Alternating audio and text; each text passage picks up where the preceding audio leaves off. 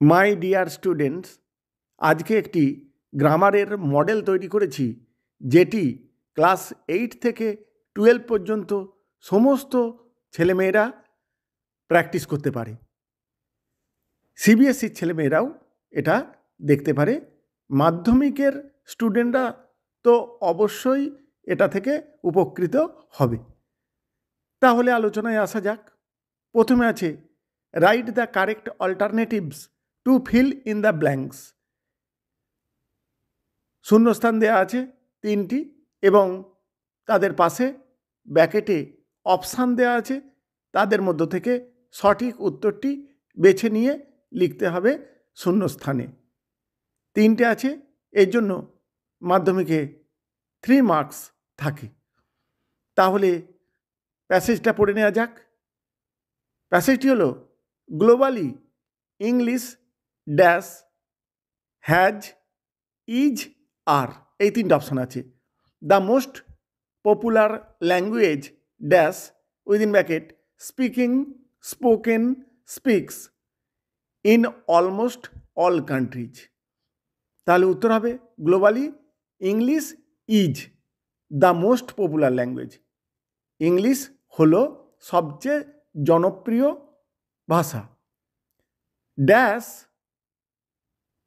in almost all countries, spoken in almost all countries। তাহলে দ্বিতীয় ড্যাশটিতে স্পোকেন হবে। According to the statistics nearly half of the world's population dash within bracket is are having well versed in this language. তাহলে উত্তর হবে according to the statistics nearly half of the world's population is well versed in this language। তাহলে প্রথম ড্যাশটিতে হলো is, পরেরটিতে spoken, তারপরেরটাতে আবার is হলো। এবার আসছি fill in the blanks with appropriate articles and prepositions. Article preposition দিয়ে শূন্যস্থান পূরণ করতে বলা হয়েছে। মাধ্যমিকে 3টে ড্যাশ থাকে, 3টেতে মোট 3 মার্কস থাকে। তাহলে প্যাসেজটা হলো dash 2023 cricket world cup final was A one-day international cricket match played dash the Narendra Modi stadium in Ahmedabad, India, dash 19 November 23 to determine the winner of the 2023 Cricket World Cup। এবারে উত্তরে আসা যাক। দ্য 2023 নির্দিষ্ট করে বোঝাচ্ছে, সেই জন্যে দা বসলো। দ্য 2023 ক্রিকেট ওয়ার্ল্ড কাপ, একটা নির্দিষ্ট ওয়ার্ল্ড কাপের কথা বলা হয়েছে। World cup final was A one-day international cricket match played dash the Narendra Modi stadium, at the Narendra Modi stadium, ছোট জায়গা সেই জন্য অ্যাট হলো, in Ahmedabad India dash 19 November, on 19 November, তারিখের আগে আমরা জানি অন বসে, 23 to determine the winner of the 2023 cricket world cup.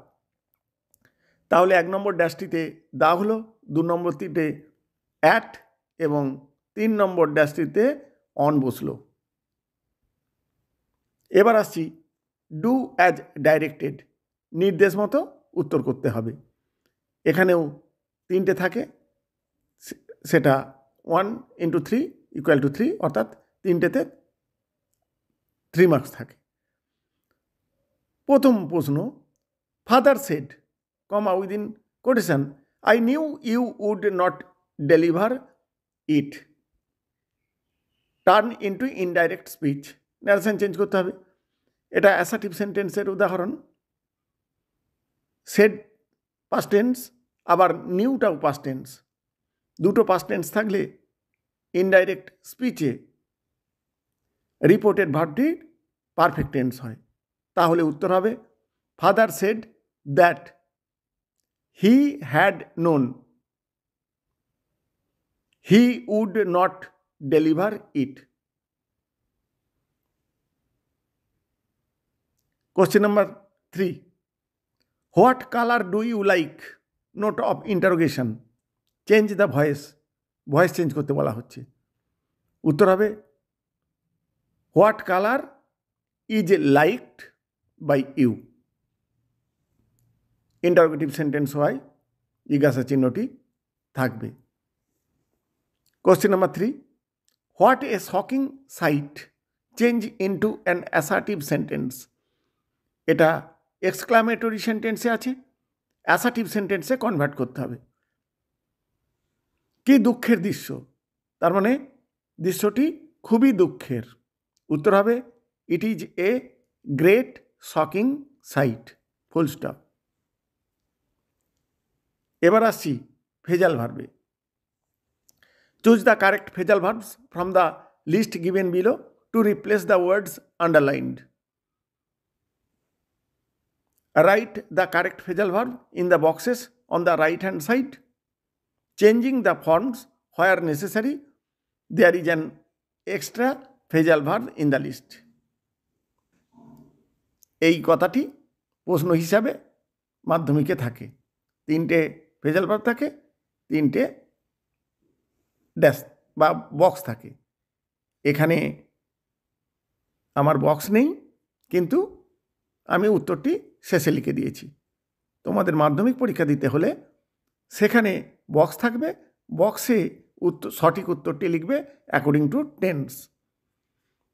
তাহলে লিস্টে যে ফ্রেজাল ভার্বগুলো দেওয়া আছে সেখান থেকে সঠিক উত্তরটি অ্যাকর্ডিং টু টেন্স লিখতে হবে।